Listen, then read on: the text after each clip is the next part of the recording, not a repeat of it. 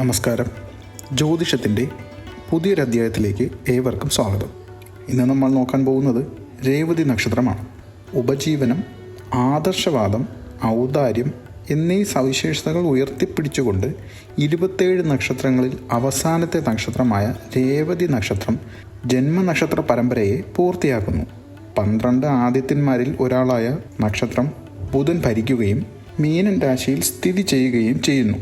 2025 രേവതിയുടെ അധിപനായ ബുധൻ്റെ സംക്രമണം രേവതി ജന്മനക്ഷത്രമുള്ള വ്യക്തികളുടെ ജീവിതത്തിൽ സാമ്പത്തിക നേട്ടങ്ങൾ, കുടുംബത്തിൽ അഭിവൃദ്ധി, തൊഴിൽ പുരോഗതി എന്നിവയുൾപ്പെടെ ഗണ്യമായ പോസിറ്റീവ് ഫലങ്ങൾ കൊണ്ടുവരുന്നു.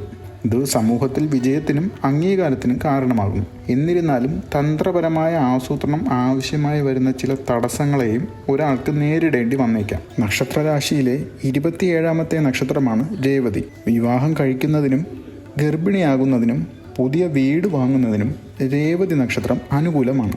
ഈ രാശിയെ പ്രതിനിധീകരിക്കുന്ന മത്സ്യം പഠനത്തെയും ചലനാത്മകതയെയും പ്രതീകപ്പെടുത്തുന്നു. മികച്ച നേതൃപരമായ കഴിവുകൾ കാരണം രേവതി നക്ഷത്രക്കാർ ബഹിർമുഖരാണ്. അവർ ആൾക്കൂട്ടത്തിൽ നിന്ന് വേറിട്ട് നിൽക്കുന്നു. 2025 നിങ്ങൾക്ക് വളരെ ഫലപ്രദവും പ്രചോദനകരവുമായിരിക്കും. ആദ്യത്തെ 6 മാസം നിങ്ങൾക്ക് വിജയം, സമൃദ്ധി ഇവയൊക്കെ ഉണ്ടാകും.